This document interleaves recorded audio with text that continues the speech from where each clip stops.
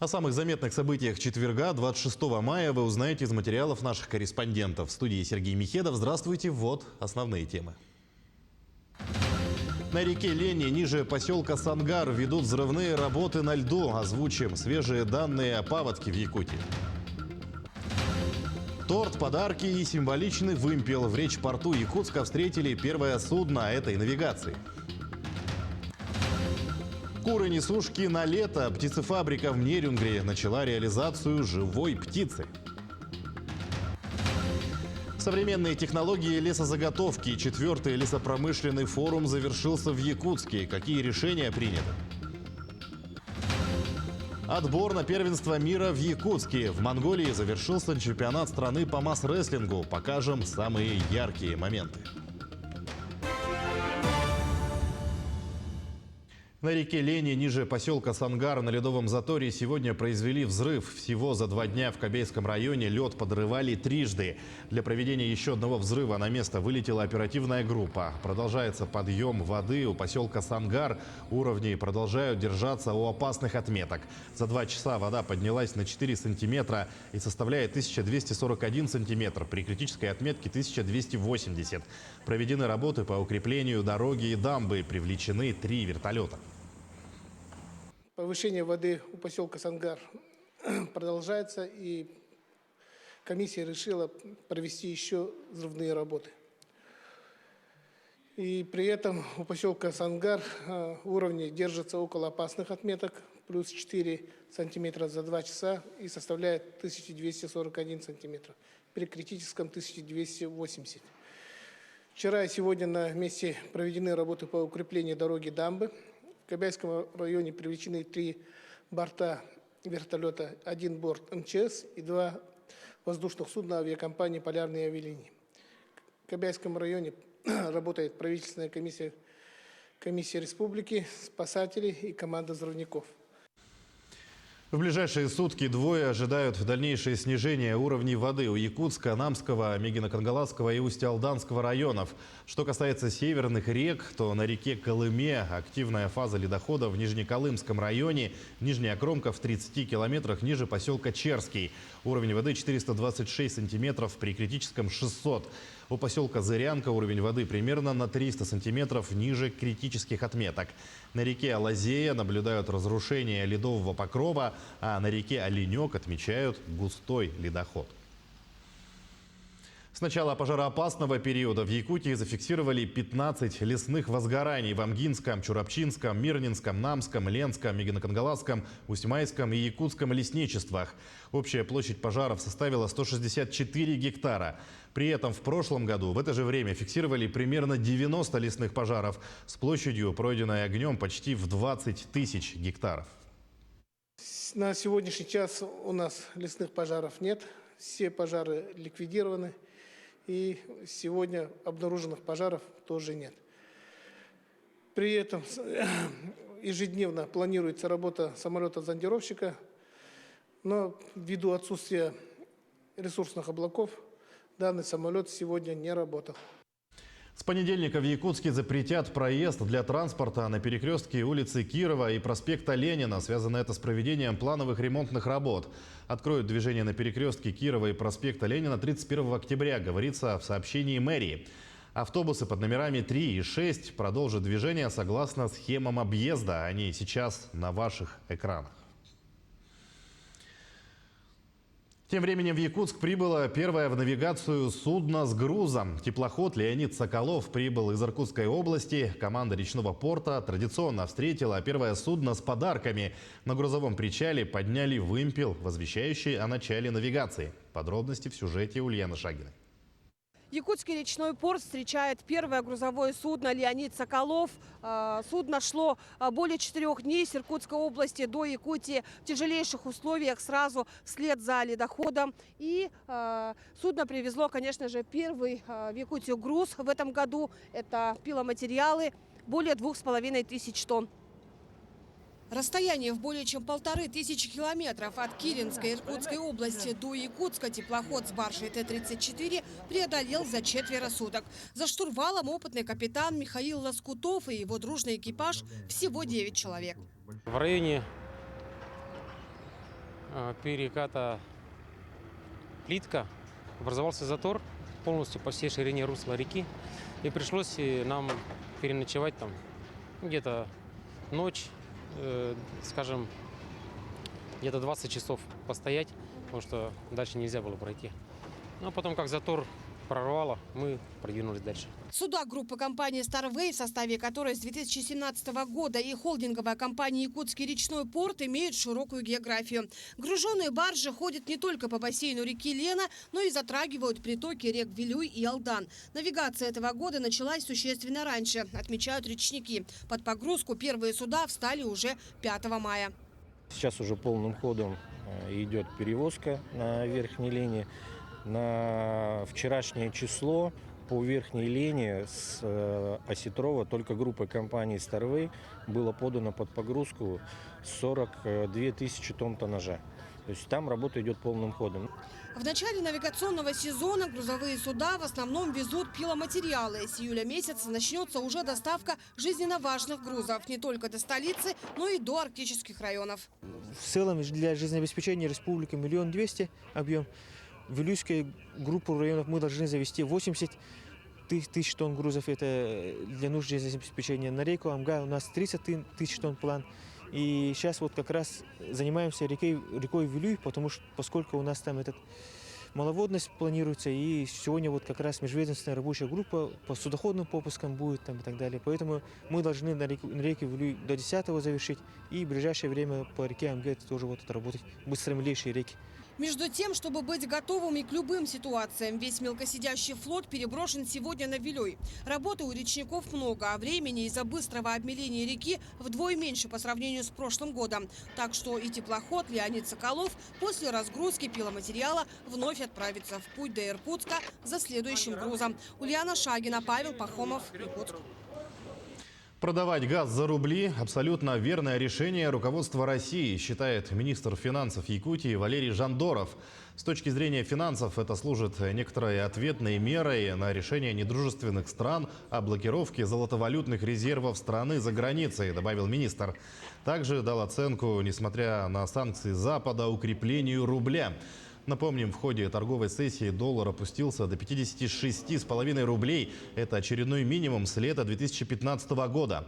По словам Валерия Жандорова, это происходит по нескольким причинам, главная из которых касается импорта и экспорта сырьевых товаров.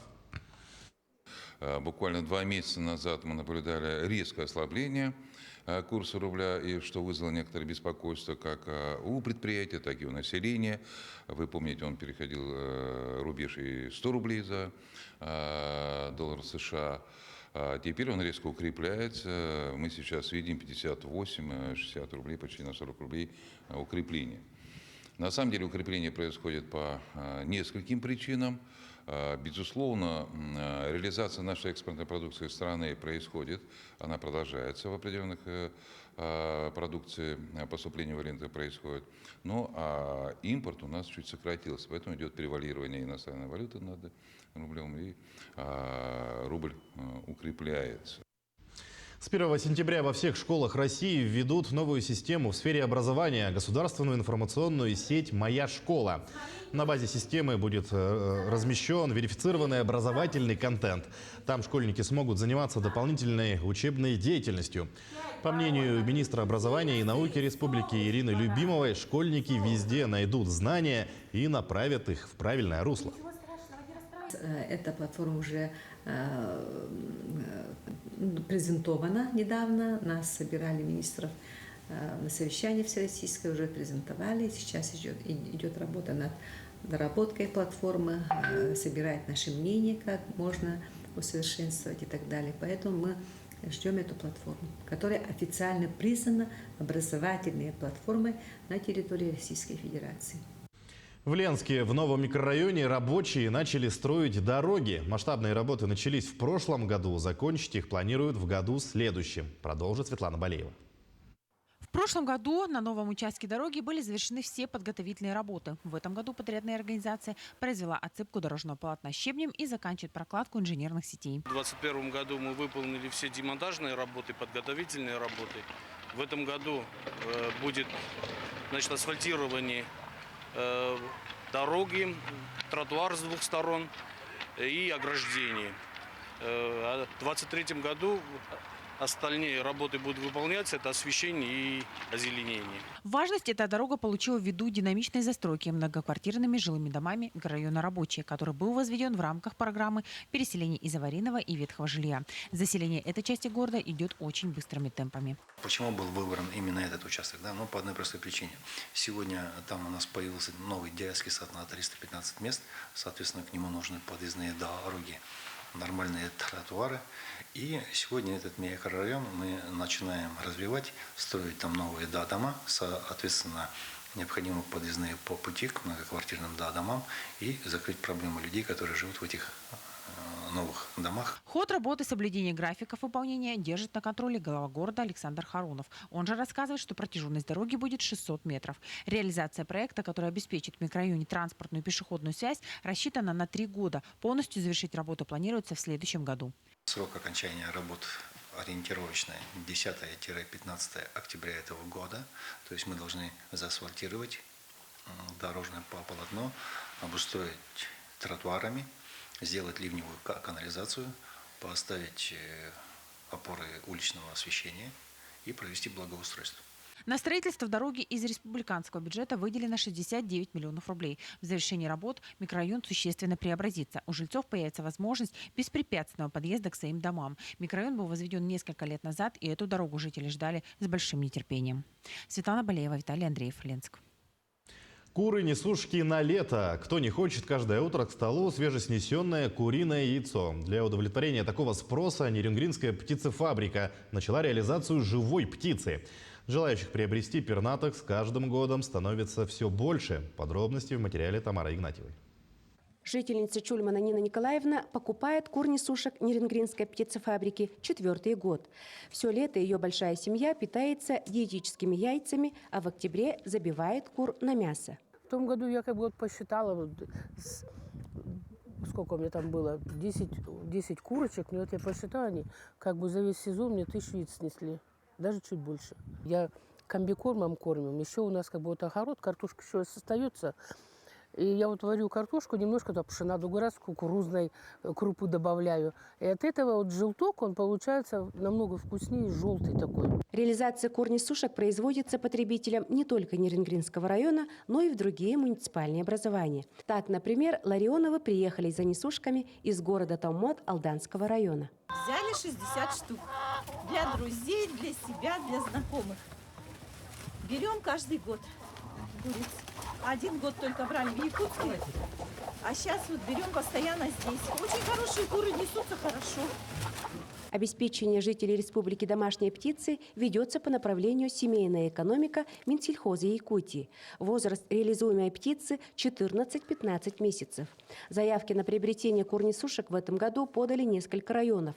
Но, к сожалению, из-за отсутствия местами хороших межрайонных дорог транспортировка живой птицы возможна только в некоторые из них. Мы в Амгинский УЛУС сейчас по заявке Управления сельского хозяйства Амги отправляем 4000 курей, 4000 голов курей, кур-несушек. Мы уже первую машину отправили, успешно там у нас ее приобрели. И сегодня еще мы отправили еще одну машину. Так что наши куры там будут где-то, наверное, в пятницу продажа там их будет. При наличии желающих реализацию кур-несушек продлят до середины августа. Стоимость птицы варьируется от количества приобретаемых голов. Так, партия до 5 штук будет стоить 450 рублей за птицу. А, к примеру, в случае приобретения свыше 1000 голов самовывозом за несушку придется отдать всего по 200 рублей. Хотим для населения, кто экспериментаторы, хочет на своем участке вырастить сами бройлера, посмотреть, как они растут, до какой массы они дорастают. И вообще в целом не только яйцо получить, а мясо ЦБ, то мы будем 16 июля осуществлять продажу суточных цыплят-бройлеров.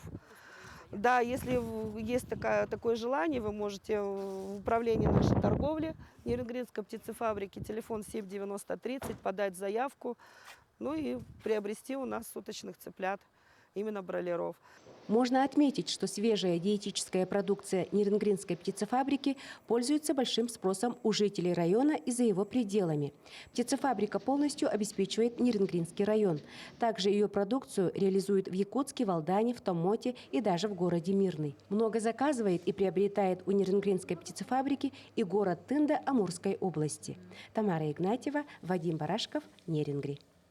4-й республиканский лесопромышленный форум завершился в Якутске. В этом году темой обсуждения стали современные технологии лесозаготовки и переработки древесины. Мероприятие провели в Арктическом госагротехнологическом университете. Участие приняли спикеры из разных стран и городов России, рассказывает Светлана Амосова. Тенденции развития лесопромышленного комплекса России, а также сохранение лесного фонда Якутии стали основными темами ежегодного лесопромышленного форума. В этом году мероприятие состоялось в традиционном формате. Всего в нем принимает участие свыше 100 человек. Значимость достаточно большая. Я хотел бы отметить, что такой форум, он единственный, который проводится учебными заведениями в Российской Федерации.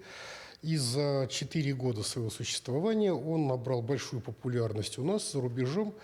Помимо ведущих специалистов лесной отрасли страны, в мероприятии приняли участие и профессора зарубежных университетов. Ученые из Вьетнама и Латвии поделились своим опытом и практикой работы в своих странах, что очень важно для Якутии. Прошло очень хорошо, мы услышали очень интересные и очень полезные для республики доклады. Я бы хотел отметить доклад Елены Михайловны Руновой, профессора Братского университета, о создании лесосеменных плантаций и участков, что крайне важно для республики. Здесь нет такого опыта вообще, никогда его не было. Лесопромышленный форум также подчеркивает вопросы, в каком направлении необходимо двигаться образовательной системе, в частности, в подготовке будущих кадров. Ведь сейчас в нашем регионе остро стоит потребность в молодых специалистах. Площадкой для проведения лесопромышленного форума 4-й год является Арктический государственный агротехнологический университет. Это учебное заведение выбрано неспроста. Здесь готовят будущих специалистов лесного хозяйства. Всего по 2 направлениям обучается более 250 студентов, которые в будущем целенаправленно могут работать в лесной отрасли.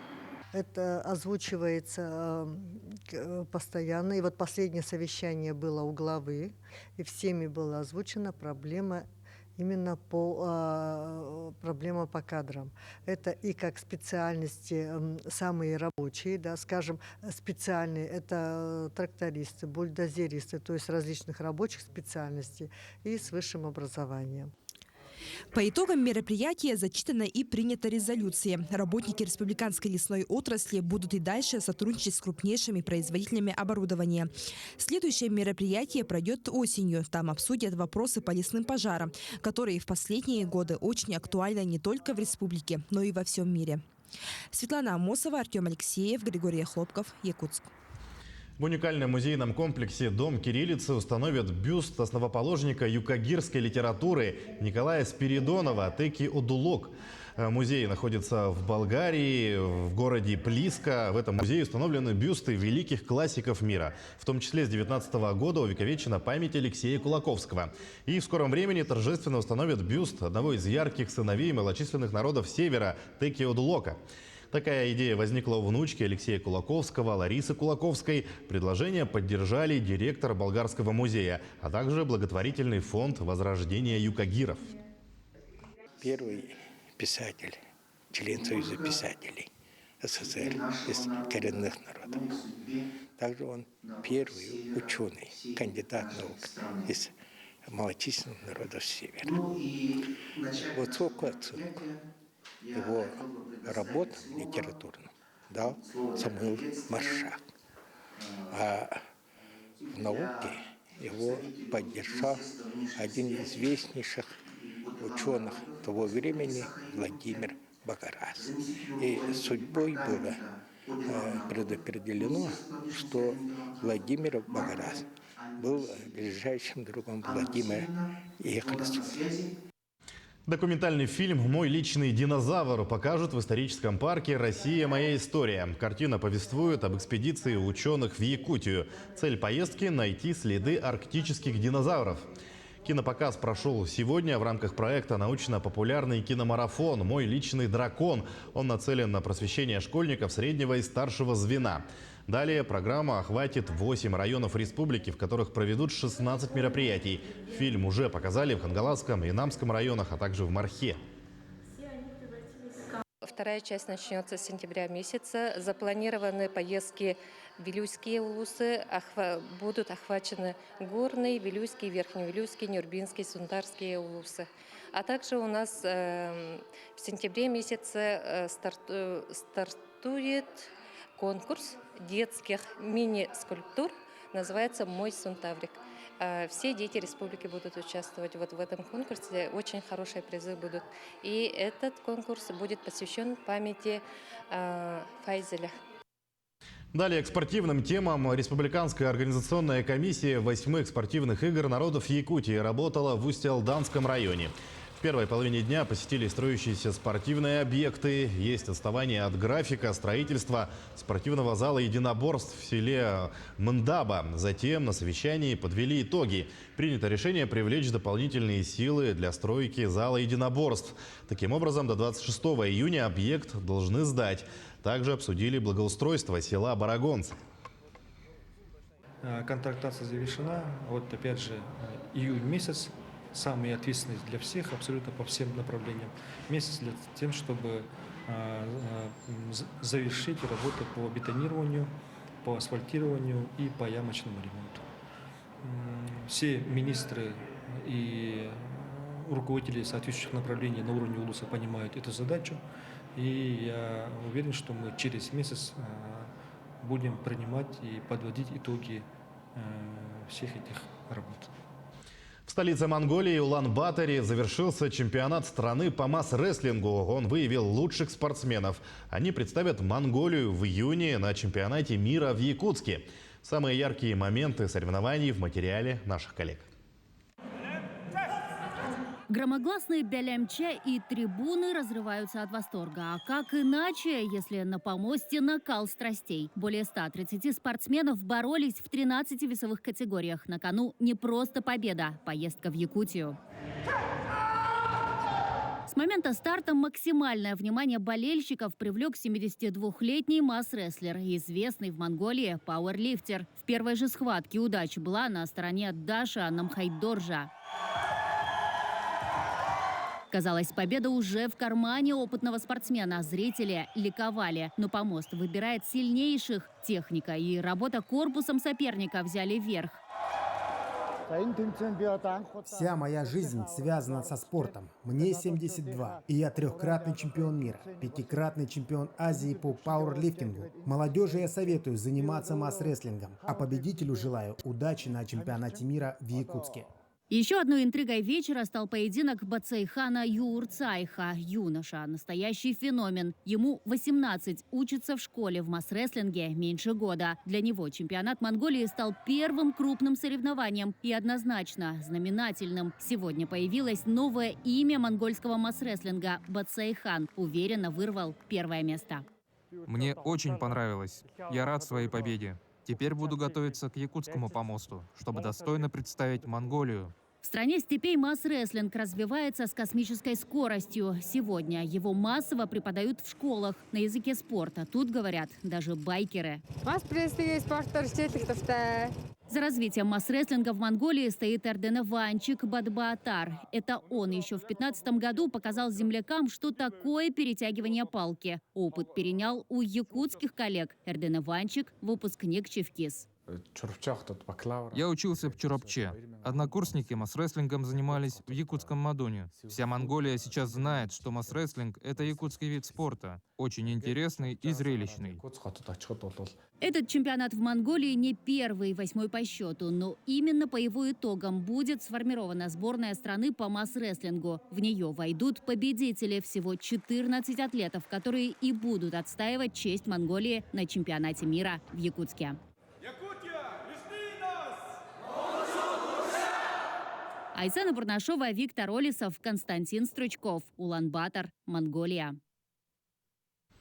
Таким наши корреспонденты увидели уходящий день. Всего доброго и до свидания.